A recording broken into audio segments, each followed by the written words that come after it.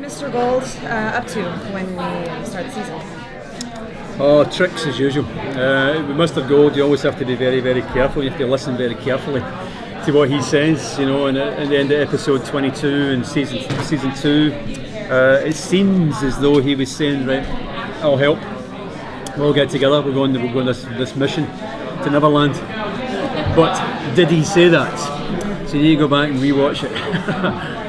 In fact, he didn't say that. So when you join them on that boat, you very quickly understand that Rumpelstiltskin Gold is very much on his own mission. And at the beginning of season 3, he in his belief, his son is dead.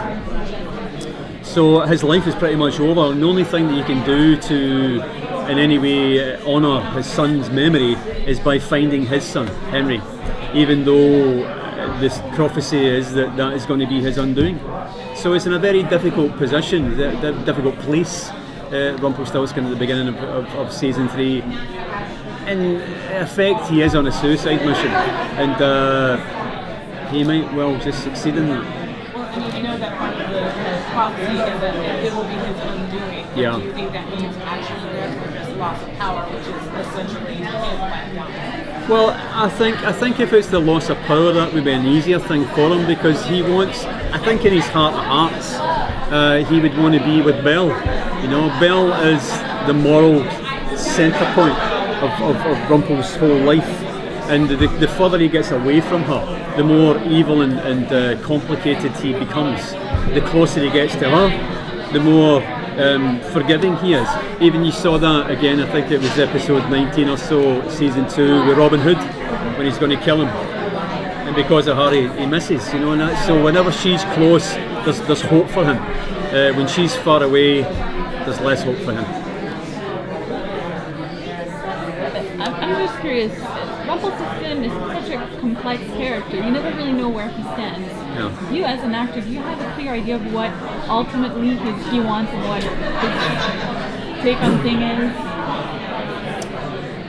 It's very complicated with him. I mean, you know, he's so old. You know, this is the other thing we have to understand, that he is at least 300 years old, and he's got so far away from the Rumpelstiltskin who is hobbling along with his king, the one who went to the battlefield. That's a long time ago, and he is probably, I think, the most complicated character in Once Upon a Time world. But it's fascinating to play. It gives me great scope, you know, and vision to do that, to hopefully be able to show a versatility and show a range, because there are, you know, there are many. Don't just play 2 parts. There's about 5 or 6 parts in there, and to me, the most interesting place is actually when he's just became the Dark One. That place there, I think, is interesting, because he doesn't quite know. He's enjoying killing things. He's thinking this is great, but he's kind of also losing his son at the same time. And this is where he starts to make bad decisions. And that's the very beginning of him making a series of bad decisions for the next 200 or 300 years, in fact. So a complicated man for sure. As an antagonist, it's also very complex, because on TV, it's difficult for a character that's so sinister to kind of find redemption. Yeah. Losing that teeth, actually, you kind of lose the character. You're right. Yeah. So as we move into season 3, how from what you've seen, are you thinking the character is going to maintain that balance between the dark side and kind of seeking this redemption that you're talking about? I think the balance will always be kept. I think that Eddie Kitsis and Adam are such terrific writers. They'll always make sure that it doesn't go too far one way or the other. I think you're absolutely right. I think if he becomes, you know, if he settles down with Belle and has a baby, it's over. You know, I mean, it's completely over. He has to kind of constantly infuriate you, in a sense, you know, and make you kind of wonder, you know, whereabouts this guy is going. But he's just a fascinating character to play because of that. You know, that you don't know, even when he's actually maybe potentially being on the side of good, is he? You know, and every time that happens, he kind of veers off very quickly. It's like a slalom skier, I always say, sometimes one way and the other. Just when you think he's going down the mountain, he'll stop, you know, let you go back. So, very interesting. Does he do that to kind of like confirm his own belief about his own character, about like being I think so. He's kind of very long time ago. He made the decision that the power is the thing. That's what he wants. As time goes by, he kind of second guesses himself and thinks, no, I don't want that. I want to become a good man. But as soon as he gets down that road, it changes again. And there's nothing. It is a fantastical character, it's fairy tale and the rest of it, but he's very human in a sense. And I think again one of the most human characters in the show in that respect. That this is normal. I know guys like that in real life back home that they don't know who they are, where they're going, whether they're good or bad. That's what makes for a great character, I think. You went through some massive changes last season, character-wise. How was that to play? Well, that's gold dust for an actor. Nothing would be more dull than playing the same thing for 22 episodes. With the best will and intent, it would start to wobble. But the guys continue to keep me on my toes by changing things around. A wonderful thing for me, of course, with Rumpelstiltskin is there's not two characters here, there's about 5. You got the early one, you got the kind of just when you came the dark one, the evil kind of dark one at the beginning, the guy who's maybe a little bit more fun towards the end of it, and then you've got the different versions of gold as well in there. So there's something kind of different for me almost every episode. We're always interviewing actors that say they wanted to do something for their kids. After a very adult career, Trainspotting.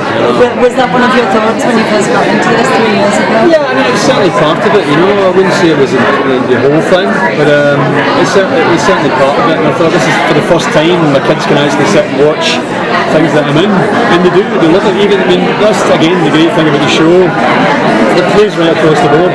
My 6-7-year-old gets as much out of it in his way as my mother-in-law does in her way. In their 80s, they enjoy it for different reasons. Have they ever seen Trainspotting or full Monty? Well, a wee bit of full Monty, perhaps. Trainspotting, that's for another era. Are you commuting or have you moved to LA? No, I'm in Vancouver. Oh, okay. So Vancouver's... Well, yeah, it is for 9 months of the year. So, I guess I'm pretty much an honorary Canadian these days. I think they give you temporary citizenship when you do that. So I'm pretty much... Of those 5 characters, parts of the character, which one is really interesting to play of them? I like the one who's kind of just became the Dark one. I like that guy there because he's sort of struggling with it himself. He doesn't really know where he is or what he can actually do. He can make that vanish. He's impressed by that for himself.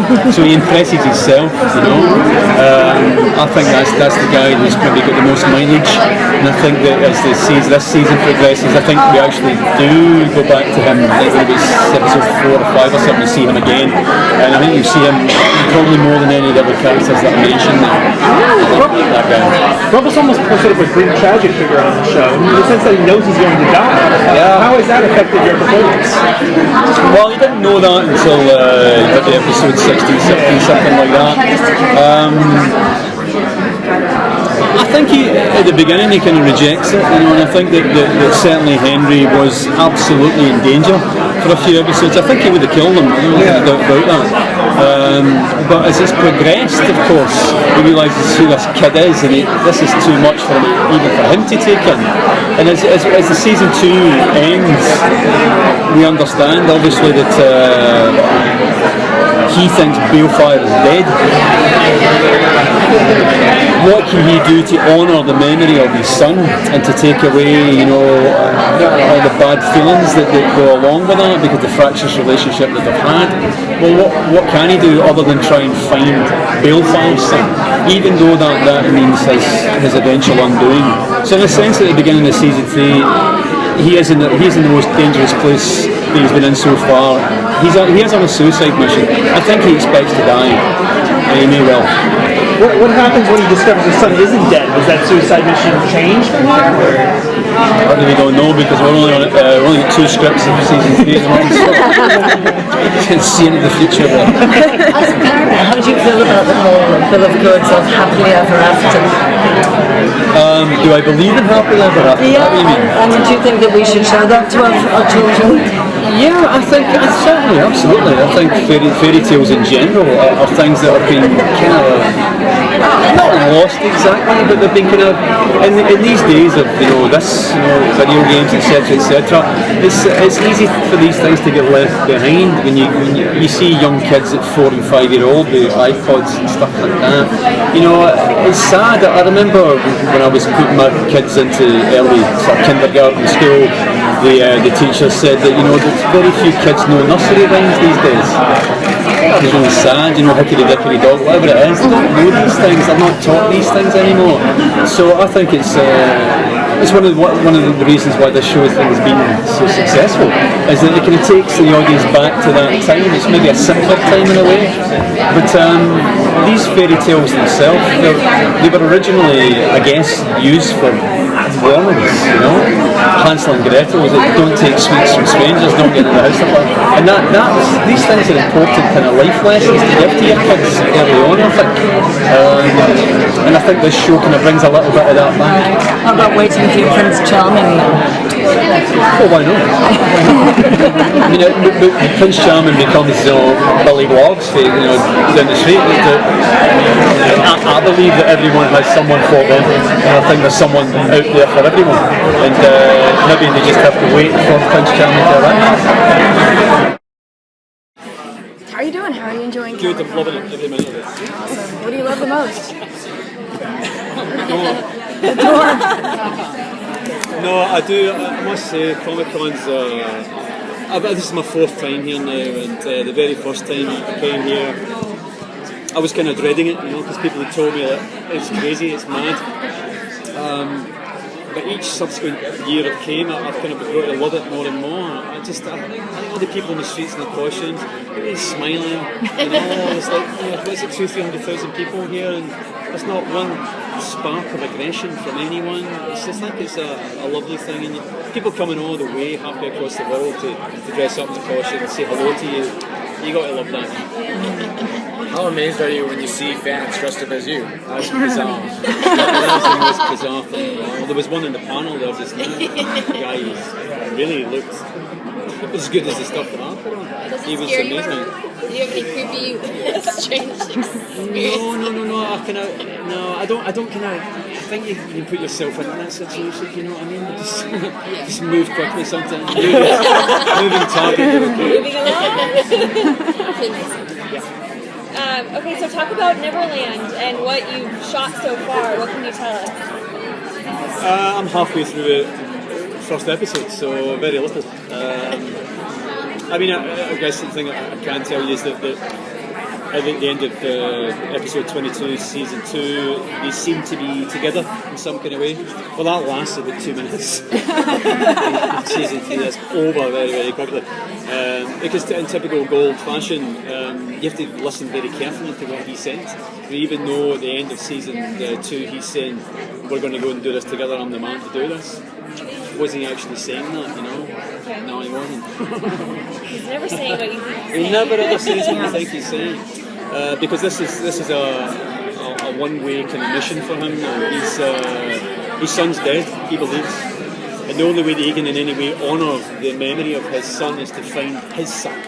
So even though that by doing that is going to be his undoing, which the seer has told him hundreds of years before. So in a sense, Rumpelstiltskin's in a very, very difficult place at the beginning of season 3. This is a suicide mission for him in his mind. And it might well be. And how will being away from Belle affect his morals and how he reacts to everything? That's a good question. I think that Belle is his moral centre. And the further he gets away from her, the more dangerous he can become. And he kind of needs that person just to kind of ground him, But again, what I can tell you without giving too much away is that Belle and Rumpelstiltskin will meet again in Neverland, but not in the way that you imagine. In typical Once Upon a Time. Is it ever the way? Is it ever? These boys, these writers. Okay, so what else can you give us do you know anything arc-wise for where we know that Tamara and Greg took Henry and brought him to Neverland? Yeah. what about Henry's welfare? To be honest, we genuinely don't know. We genuinely don't know. We've got two. I've got 2 scripts. That's it at the moment, and I can only kind of go on that. I mean, again, without giving anything away, Peter Pan comes into season 3, and that's a massive character. Yeah. But I think that'll be interesting for the audience. Similarly with Rumpelstiltskin, when you go back to his backstory, you find out where he came from, how he became Rumpelstiltskin. Well, maybe we'll find out who Peter Pan actually is. You know, we just know him as the leader of these lost boys in this land where you never grow old. Has he always been there? Where did he come from?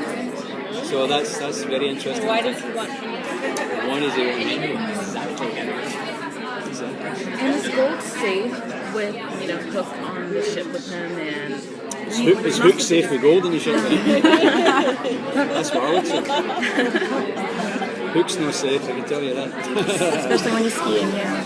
Well, again, they seem to be together, but it's not giving much away to say that it doesn't last. It doesn't last at all. It lasts a matter of minutes. It's over. But where are they going to go? They're on a boat. No, they get to Neverland. Oh, okay. Okay, so they go. I mean, as I said there earlier on, he's very much in his own kind of mission now. Go to Rumpel. He doesn't care about the rest of them. He doesn't care whether they live or die. The only thing he cares about is the boy. To save him, that's his thing. I always like to ask actors, when and where do you usually watch your episodes? And the second part of the question is, how interested are you in the Wonderland spin-off, and do you plan on watching the episodes on a regular basis? I'll certainly watch Wonderland, of course. It's the same team that's created it, so I'm really looking forward to seeing that. And I know Michael Soka, I worked with many years ago on a film, and he's from a very, very small town in Derbyshire in England, so I was really pleased for him that he got the part. Fantastic. He's a terrific young actor, so I'm looking forward to see his progress through Wonderland. But in terms of your first part of the question, I watched on TV on Sunday over there. Really? You don't get advanced episodes or anything? I don't like doing that. I just sit and watch it. I watch it with the family. Oh, that's great. Excellent. What other shows do you like to watch? Well, I'm kind of more of a kind of Discovery Channel type of person, to be honest with you. And I'm more into kind of documentaries and stuff. My favourite show is probably Pawn Stars. I love wee things, wee bits of what you can get from them.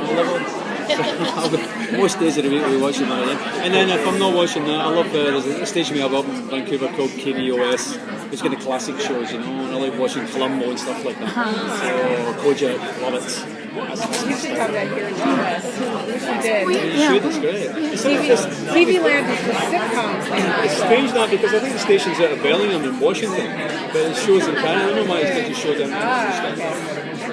Talk about, actors say they love to get backstory and they love to find out about their characters, but is it complicated for you to keep track of when you have so many storylines, and it goes back hundreds of years? Yeah. Do you ever sit down and go, I cannot? It is, no, you're right, it is complicated. I think particularly for myself in the show, because I don't just play 2 parts, I play maybe 5 or 6.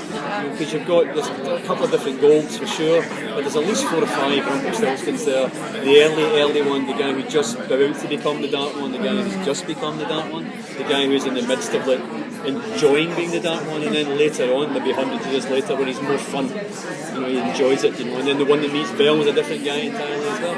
So there's a lot of different types of Rumpel in there. But it's fun. It's fun to play, that's what keeps me here. Thank you guys so much. Thank you so much.